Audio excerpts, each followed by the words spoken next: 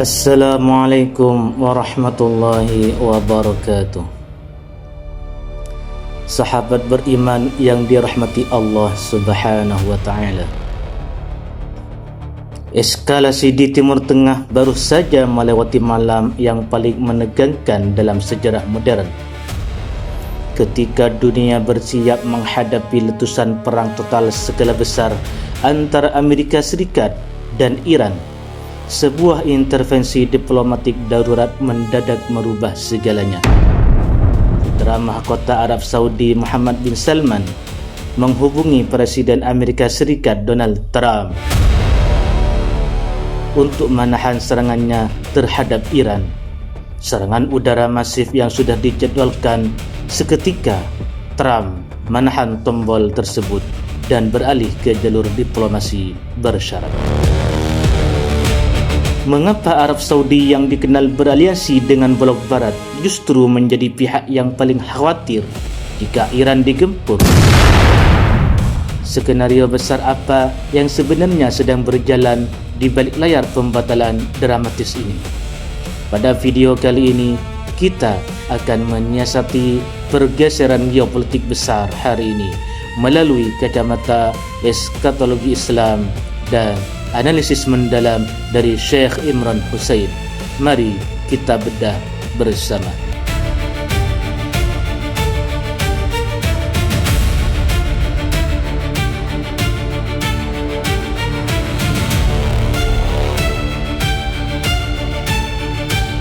Berdasarkan laporan terkini, situasi di Selat Hormuz telah mencapai titik didih tertinggi setelah Korps Garda Revolusi Islam Iran melakukan blokade ketat.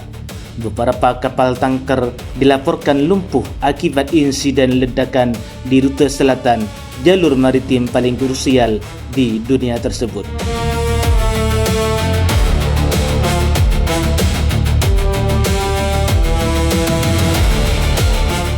Sebagai respon, militer Amerika Serikat telah menyiagakan kekuatan penuh untuk meluncurkan serangan balasan yang menghancurkan.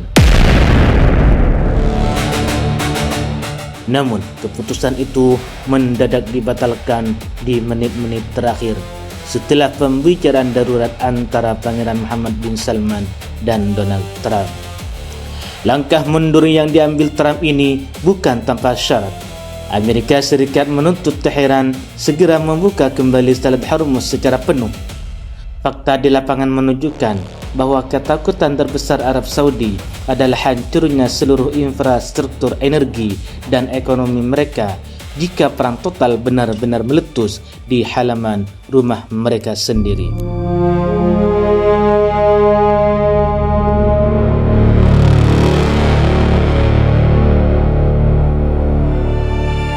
Disinilah kita melihat relevansi yang sangat nyata dari analisis eskatologi Syekh Imran Hussein.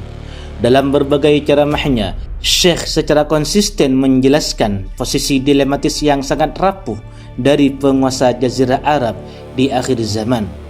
Di satu sisi, mereka mengikatkan diri ke dalam pusaran aliansi sistem global bersama blok barat demi jaminan keamanan. Namun, gerakan darurat Pangeran Muhammad bin Salman yang menghubungi Trump agar menahan serangan tersebut menunjukkan sebuah realitas geopolitik yang rapuh. Langkah ini bukanlah sebuah kesadaran spiritual, melainkan kepanikan duniawi.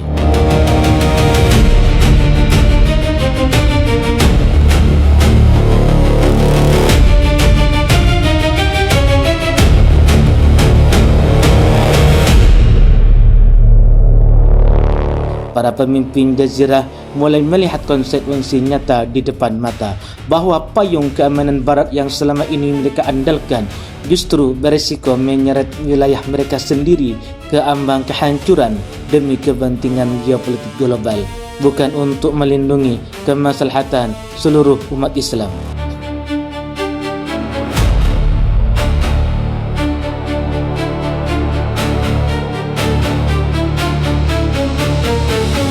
Mengapa gejolak ekonomi di Selat Hormuz ini menjadi perhatian besar dalam kajian akhir zaman?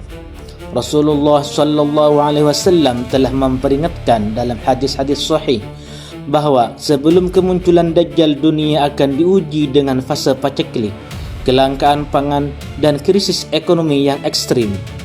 Blokade jalur minyak dunia saat ini secara nyata memicu inflasi global dan mengancam stabilitas hajat hidup orang banyak.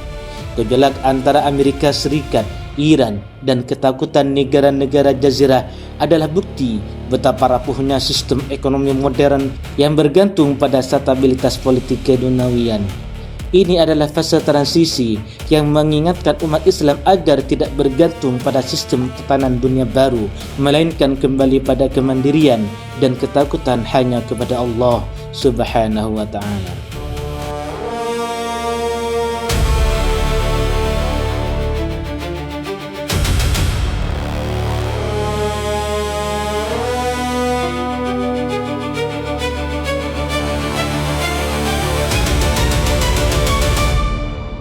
Sahabat beriman, kompleksitas ini semakin terlihat nyata ketika kita mengamati front pertempuran di Laut Merah. Bersamaan dengan krisis Selat Hormuz, laporan serangan drone dan rudal yang mengenai kapal tanker di kawasan maritim mengingatkan kita pada peringatan Rasulullah SAW mengenai fitnah perpecahan, di mana sesama kaum muslimin terjebak dalam pusaran konflik dan polarisasi politik, saling serang dan saling tuduh antar faksi di kawasan ini memperlihatkan kerapuhan ukhuwah akibat tarikan kepentingan geopolitik global. Ketika kekuatan regional sibuk menguras energi dalam konflik lokal dan berlindung di bawah payung militer asing, fokus umat untuk menjaga kesucian tempat-tempat suci kian terabaikan.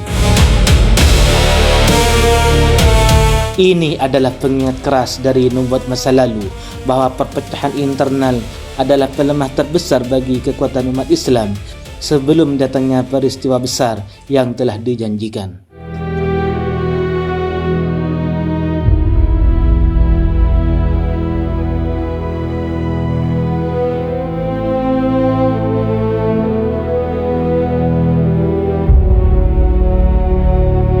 Sahabat beriman yang dirahmati Allah, pembatalan serangan militer Amerika Serikat ke Iran setelah dihubungi oleh Arab Saudi pada hari kemarin serta konflik yang melebar ke Laut Merah bukanlah sekadar diplomasi politik biasa di balik meja. Ini adalah sinyal kuat betapa rapuhnya tatanan dunia yang dibangun di atas aliansi kepalsuan dan betapa dekatnya kita dengan fase-fase akhir dari skenario besar akhir zaman. Sebagai hamba yang beriman, urutan peristiwa global ini harusnya membuat kita semakin terbangun. Tugas kita bukan larut dalam kecemasan politik duniawi, melainkan memperkokoh benteng ketauhidan, mempersiapkan diri dan bersiap menyambut kedatangan Imam Mahdi, sang imam penyelamat di akhir zaman yang telah dijanjikan oleh Allah Subhanahu wa taala bagi jalur nubuat suci Islam bersama pengikut setia Nabi Isa alaihi salam.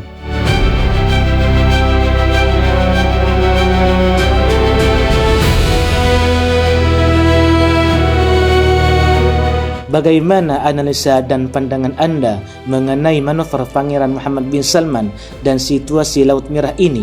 Mari kita diskusikan di kolom komentar di bawah dengan cara yang sehat dan sopan.